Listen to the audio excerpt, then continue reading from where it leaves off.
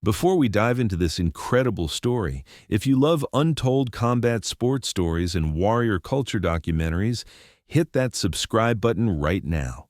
Trust me, you don't want to miss what's coming next on this channel. Now, let's get into it.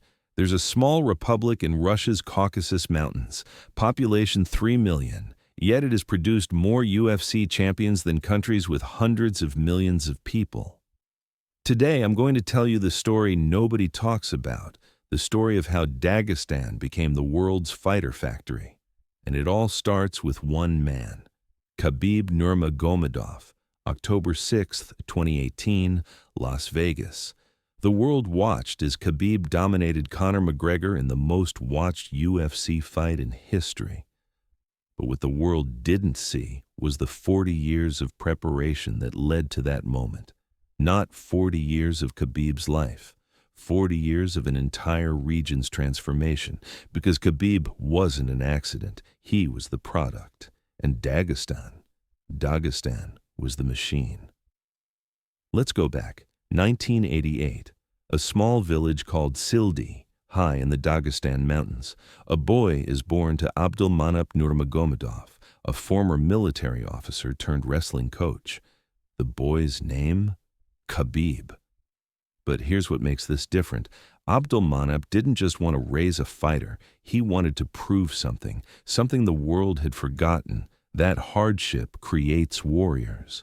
The Soviet Union was collapsing. Dagestan was drowning in poverty. No opportunities, no future, just mountains, wrestling mats, and a culture that refused to break.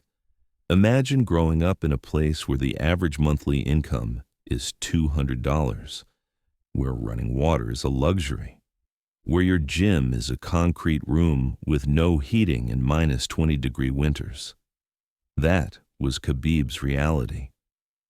But Abdulmanap saw something others didn't. He saw that these conditions, these brutal, unforgiving conditions, weren't obstacles. They were advantages.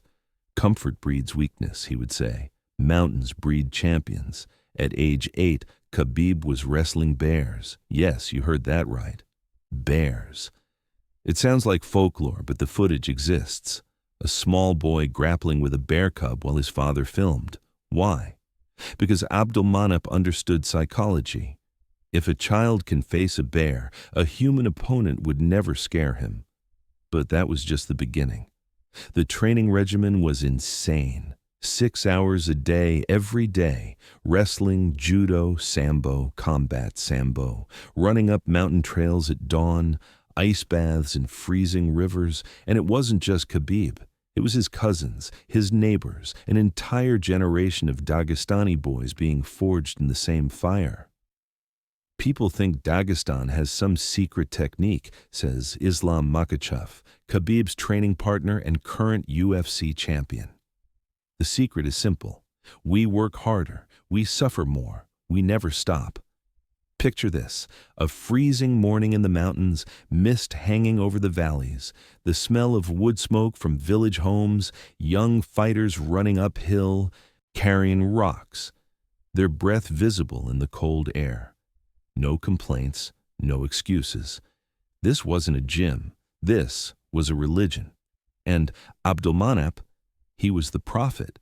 But here's where the story gets deeper. Abdulmanap wasn't just training his son. He was documenting everything, every technique, every drill, every mental strategy. He called it the system. And he started teaching other coaches for free, sharing everything he knew with anyone who would listen. Why? Because he had a vision bigger than one champion. He wanted to transform an entire region. Think about that for a second. A man living in one of the poorest places on earth, choosing to give away his knowledge instead of selling it. That tells you everything about the Dagestani mentality. It's not about individual glory. It's about collective elevation. Fast forward to 2008. Khabib is 20 years old. He's dominated every competition in Russia. He's undefeated, 16-0. But nobody outside Russia knows who he is. And here's the problem. Dagestan is still dirt poor. Travel to America for UFC tryouts? Impossible. The visa process alone could take years. And the cost? Forget it. This is where most stories end. Talent trapped by circumstance. But Abdulmanap didn't accept that. He made a decision. He would mortgage his house, borrow money from everyone he knew, and get Khabib to America, no matter the cost. Imagine the pressure, an entire village's savings, riding on one fighter, one dream, one chance. But Abdulmanap believed, and more importantly, he had built something in Khabib that money couldn't buy, an unbreakable mind. 2012, Khabib enters the UFC. His first fight, he dominates. Second fight, dominates. Third, fourth, fifth, same story. The American fighters couldn't understand it. This guy from nowhere, with a name they couldn't pronounce, was making elite athletes look like beginners. What was his secret? There was no secret. Just 10,000 hours in freezing gyms. Just a father who refused to accept limitations. Just a culture that viewed suffering as currency. And here's what the analysts missed. Khabib's fighting style wasn't just effective, it was demoralizing. He didn't just beat opponents, he broke their will, that relentless pressure, that suffocating grappling, that cardio that never seemed to end. It wasn't natural, it was manufactured. Through years of mountain runs and ice baths and brutal sparring sessions, while American fighters trained in comfortable gyms with perfect temperature control, Khabib was doing push-ups in the snow. While they had access to nutritionists and sports psychologists, Khabib had his father's wisdom and mountain air. And somehow, the primitive approach was winning. But here's what changed everything. Khabib didn't just win. He brought his entire team with him, his cousins, his childhood training partners. One by one, they started entering the UFC. Islam Makhachev, Umar Nurmagomedov, Usman, Sinan Nurmagomedov, Sagid Isagakmaev, Magomed Ankalaev. And they all had one thing in common. They all came from the same system, the same mountains, the same philosophy.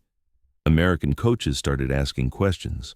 What are they doing differently? What's their training protocol? What supplements are they taking? The answers shocked them. Nothing fancy, no secret supplements, no cutting-edge technology, just basics. Repeated 10,000 times, wrestling, grappling, cardio, mental toughness, but executed with a level of discipline that Western fighters couldn't match. Because Western fighters trained to be athletes, Dagestani fighters trained to be warriors. And there's a difference. An athlete stops when they're tired. A warrior stops when the job is done. April 7th, 2018, UFC 223, Brooklyn. Khabib faces Ali Quinta for the lightweight title. 50 rounds of domination later, Khabib becomes champion. And in his post-fight speech, he doesn't talk about himself. He talks about Dagestan, about his father, about the system. This is for my father, he says. This is for Dagestan. This is for everyone who said we couldn't do it. And then came the Conor McGregor fight, the biggest moment in UFC history. The trash talk, the drama, the whole world watching. Conor called him a backwards man from a backwards place, mocked his religion, insulted his father, insulted his country. And Khabib, he was calm, completely calm. Because for him, this wasn't about Conor. This was about proving that the mountains produce something civilization can't replicate. Pure, undiluted warrior spirit. Round 4. Khabib submits Conor with a neck crank. The crowd erupts. And Khabib does something unexpected. He jumps out of the cage and confronts Conor's team. Chaos. Security rushes in. The whole event descends into madness. People called it unprofessional, disgraceful, unsportsmanlike. But in Dagestan, they understood. This was about honor, about defending your team, about the code that says you never let disrespect go unanswered. And that's when the world finally understood. Dagestan doesn't just produce fighters, it produces a different breed, men who view fighting not as a sport, but as a duty. 2019. Khabib defeats Dustin Poirier, 29-0. 2020, he defeats Justin Gaethje, 29-0. And then his father dies. COVID-19, the man who built the system, the architect of the Dagestani dominance, gone. Khabib makes an announcement. He's retiring. He promised his mother he would never fight without his father in his corner.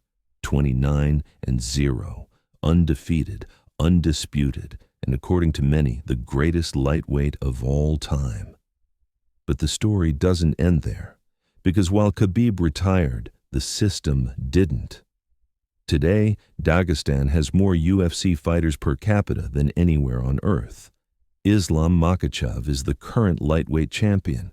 Umar Nurmagomedov is climbing the rankings. A new generation is rising.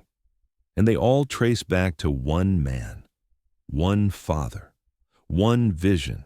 Abdulmanap Nurmagomedov passed away in 2020. He never saw Islam become champion. He never saw the full realization of his dream. But his legacy, it's carved into every Dagestani fighter who steps into the octagon. So what's the real secret of Dagestan? It's not genetics. It's not some ancient fighting technique. It's something much simpler and much harder to replicate. It's culture. It's belief. It's a refusal to accept that poverty determines destiny. It's the idea that if you suffer more than your opponent, if you work harder than your opponent, if you want it more than your opponent, then the outcome is inevitable. It's waking up at 5 a.m. when your body screams for rest. It's training in conditions that would make others quit. It's carrying the weight of your village's dreams on your shoulders and never complaining. Mountains don't make fighters, but they reveal them. And in those cold, unforgiving peaks of Dagestan, something was revealed that the comfortable world had forgotten. That greatness isn't given, it's earned. One freezing morning at a time, one brutal training session at a time, one sacrifice at a time. The West builds champions in gyms, Dagestan builds them in mountains, and right now, the mountains are winning. So that's the untold story of how Dagestan became the world's fighter factory. If this inspired you or taught you something new, show some love by hitting the like button.